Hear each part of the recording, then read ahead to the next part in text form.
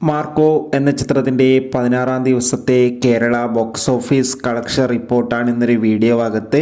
വീഡിയോയിൽ വരുമ്പോൾ video like ചെയ്യുക, ചാനൽ സബ്സ്ക്രൈബ് ചെയ്യുക. ഡിസംബർ മാസം OTT റിലീസ് ചെയ്ത ചിത്രങ്ങളും ഇനി ജനുവരി മാസം അങ്ങോട്ട് OTT റിലീസ് ചെയ്യാൻ പോകുന്ന ചിത്രങ്ങളുടെ വീഡിയോ നമ്മുടെ ഈ ചാനൽ ഭാഗം പരിശോധിച്ചാൽ നിങ്ങൾക്ക് കാണാൻ വേണ്ടി സാധിക്കുന്നതായിരിക്കും.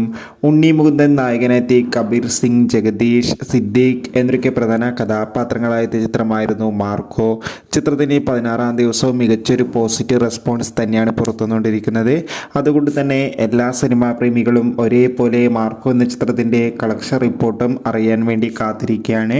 ഫൈനലി ചിത്രത്തിൻ്റെ 16-ാം ദിവസത്തെ കേരള ബോക്സ് ഓഫീസ് കളക്ഷൻ റിപ്പോർട്ടൊക്കെ പുറത്തുവന്നിരിക്കുകയാണ്.